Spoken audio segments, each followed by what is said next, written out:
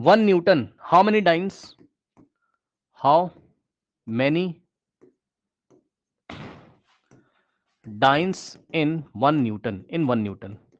अब सुनो, ये आपको याद है, मुझे पता है, फिर से सुन लो भाई, ये यूनिट कन्वर्जन का सवाल है according to CBSE. According to CBSE school में कैसे करेंगे वो मैं पढ़ाने जा रहा हूं आपको। मुझे पता है कि आपको आता है और आपको याद भी, ये भी मुझे पता है ना। How to do in CBSE board school, या कोई भी बोर्ड में आप पढ़ लो, बोर्ड स्कूल, स्कूल स्कूल में कैसे करना है, पीछे भी मैंने आपको पढ़ाया था। तो वैसे तो आप डायरेक्ट याद कर लो, रिजल्ट आप डायरेक्ट लिख दो, आप डायरेक्ट रिजल्ट यूज कर लो, है ना। लेकिन स्कूल में देखिए कैसे करना है, अब जरा समझिएगा बच्चों यहां पर, है ना। देखिए बच्चों, यहां पर आपके दो सिस्टम है, ठीक है। एक न्यूटन वाला सिस्टम है, तो आपको पता है कि 1 न्यूटन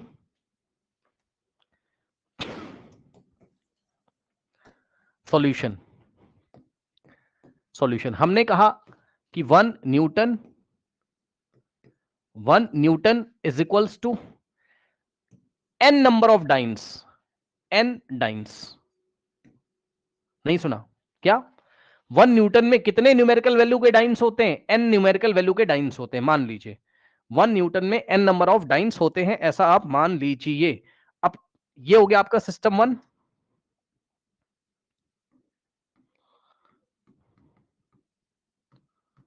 और ये डाइन वाला हो गया system 2।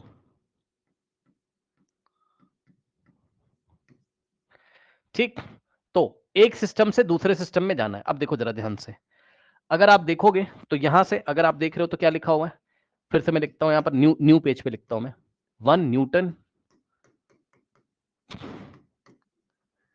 Is equals to n number of dynes. अब सुनो, यहां पर न्यूटन भी फोर्स है, न्यूटन भी फोर्स का यूनिट है, तो न्यूटन के भी डायमेंशन क्या हो जाएंगे, M L T minus two. लेकिन यहां नीचे 1 1 1 लिख दे रहे हैं, 1 का मतलब फर्स्ट सिस्टम में, और डाइन भी क्या आपका फोर्स का यूनिट है, तो डाइन के डायमेंशन क्या हो जाएंगे आपके, M L T minus two. लेकिन यहां नीचे 2, क्योंकि ये सेकेंड सिस्टम में है ना, तो यहां से क्या हो जाएगा, this implies 1 into newton is equals to N, क्या है न्यूमेरिकल वैल्यू इन डाइन्स, तो एन इंटू डाइन्स। अब डायमेंशन लिखिए, डायमेंशन लिखिए, 1 इंटू न्यूटन की जगह आप क्या लिख सकते हो बताओ, m1 l1 t1 - 2। 1 1 क्यों लगाया है, फर्स्ट सिस्टम में, ये फर्स्ट सिस्टम है, तो m1 l1 और t1 - 2 is equals to n into dynes, second यहां पर है आपका,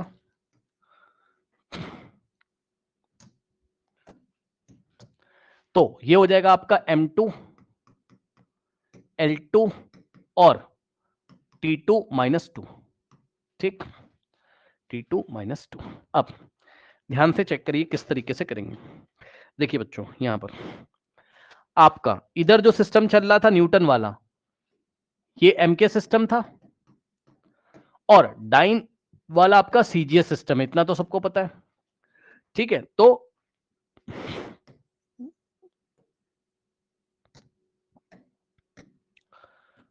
एमकेएस, तो for MK system mass m1 की जो यूनिट, मतलब मास की यूनिट किलोग्राम, ठीक, तो यहां 1 किलोग्राम, और लेंथ की यूनिट मीटर होती तो 1 मीटर, और टाइम की यूनिट यानी कि टाइम का क्या हो जाएगा, सेकेंड, यानी कि 1 सेकेंड। ठीक, अब यहां पर डाइन यानी कि ये सीजीएस सिस्टम है,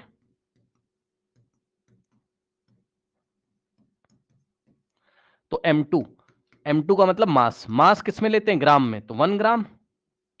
ठीक है, L2 लेंथ हम लोग सेंटीमीटर में लेते हैं, यानी कि L2 की जगह 1 सेंटीमीटर, और टाइम हम सेकंड में ही लेते हैं, टाइम हम सेकंड में ही लेते हैं, तो यहां से आ जाएगा आपका time T2 is equals to 1 second. अब वैल्यू रख दीजिए यहां पर, तो सबसे पहले हमको क्या निकालना है, हमको n की वैल्यू निकालनी है। तो यहां से क्या हो जाएगा, अब देखो 1 से मल्टीप्लाई करोगे तो आ जाएगा m1 L1 T1 माइनस 2 और is equals to n into M2 L2 T2 minus 2। ठीक, अब यहां से अगर n की वैल्यू, इसको मैं ऐसे भी तो लिख सकता हूं, सुनो, राइट हैंड साइड को left hand side, left hand side को राइट हैंड साइड, यानी कि n इंटू M2 L2 और T2 minus 2 is equals to में ये पूरा, यानी कि क्या आ गया, M1 L1 T1 माइनस 2। ठीक,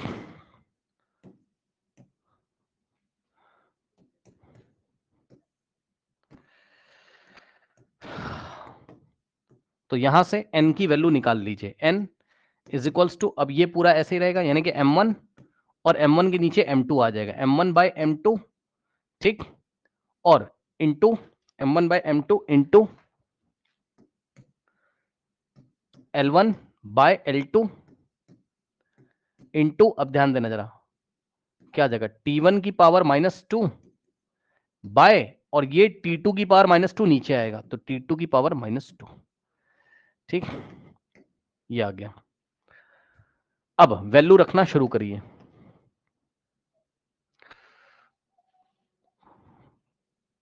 अब ये आपके सिलेबस में है, स्कूल में बोला है ऐसे करके दिखाना है, इसलिए मैं करके दिखा रहा हूं, और इसके ऊपर एग्जाम में क्वेश्चन भी आए हैं, मैं दिखाऊंगा आपको। n इज इक्वल्स टू, अब M1 कितना है आपका, M1 1 किलोग्राम। ठीक, M1 1 किलोग्राम, तो M1 की जगह आपने लिखा 1 kilogram divided by M2। M2 कितना आपका, M2 सीजे सिस्टम में मास है तो 1 ग्राम, और L1 बाय L2। ठीक है, L1 बाय L2, L1 कितना है चेक कर लो, L1 1 मीटर, क्योंकि M के सिस्टम में लेंथ का यूनिट मीटर, तो 1 मीटर, मीटर का मतलब 1 metre, divided by L2। L2 CG system में लेंथ का यूनिट सेंटीमीटर, सेंटीमीटर का मतलब 1 सेंटीमीटर। और उसके बाद अब इसका क्या मतलब है, इसका देखो, इस पे भी पावर माइनस 2, इस पे भी, तो हम इसको पहले लिखेंगे T1 बाय T2 की पावर माइनस 2। सुन लो ध्यान से, इधर इसको मैं अलग से करके दिखा रहा हूं, इसको मैं अलग से करके दिखा रहा हूं, यहां पर ये हो जाएगा आपका पेज नंबर कौन सा है, 10।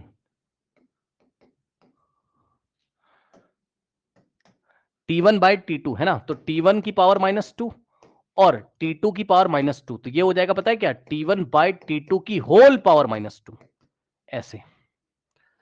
ठीक, तो T1 की जगह कितना रखोगे, T1 की जगह कितना रखोगे, 1 सेकेंड, और T2 की जगह भी कितना रखोगे, 1 सेकेंड की पावर यहां पे ऐसे माइनस 2। ठीक है, इस तरीके से। तो यहां से आगे आपके पास n is equals to 1 metre divided by 1 centimetre into, नहीं 1 किलोग्राम अपॉन 1 ग्राम है ना, पहले 1 किलोग्राम अपॉन 1 ग्राम, तो 1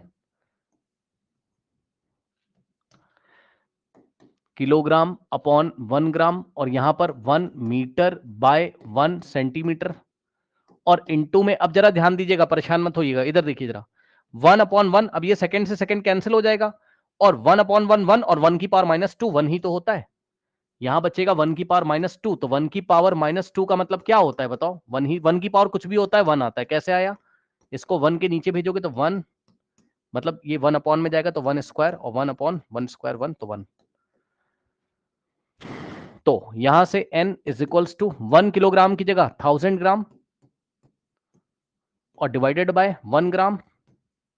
अब देखो यूनिट सेम कर रहे हैं, यहां भी ग्राम, इसलिए किलोग्राम की जगह 1000 ग्राम, 1 मीटर की जगह 100 सेंटीमीटर, और ऐसा क्यों कर रहे हैं, जिससे कि ग्राम से ग्राम कट जाएगा, ग्राम से ग्राम कट जाएगा, और यहां पर भी यही होगा 1 सेंटीमीटर, और सेंटीमीटर से सेंटीमीटर कट जाएगा,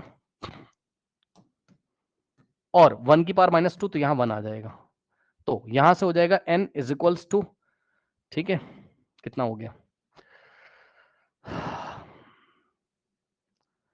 10 टू द पावर 5 कैसे आ रहा है, 10 टू द पावर, हाँ ठीक तो आ रहा है, 10 टू द पावर 5 ही तो आएगा, ठीक है, 10 टू द पावर 5 ही तो आएगा, है ना, n का वैल्यू, क्योंकि 1 न्यूटन में 10 टू द पावर 5 डाइन होते हैं, सही तो है।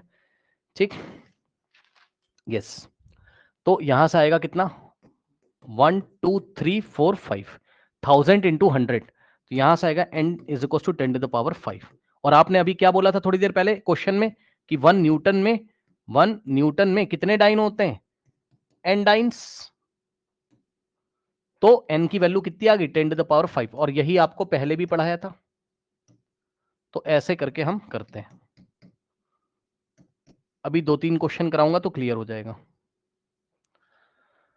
एक बार फिर से देख लीजिए, कुछ खास किया नहीं है इसमें ऐसा, बस हमने कहा क्या कि ये n1 u1 है, n1 into u1 is equal to n2 into u2, n2 की जगह n है ना, तो हमने कहा 1 न्यूटन में n डाइन्स होते हैं।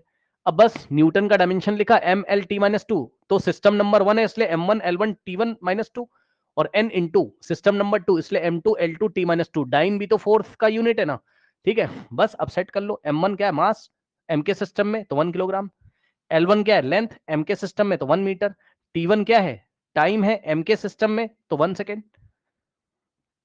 तो m1 l1 और t1 की वैल्यू आ गई। इसी तरीके से m2 क्या है मास सीजे सिस्टम में, सीजे सिस्टम में मास है तो 1 ग्राम, और l2 क्या है लेंथ है सीजे सिस्टम में तो 1 सेंटीमीटर, और t2 क्या है टाइम है सीजे सिस्टम में सेकंड ही होता है तो 1 सेकंड। वैल्यू रख के सॉल्व कर लीजिए, क्या दिक्कत है।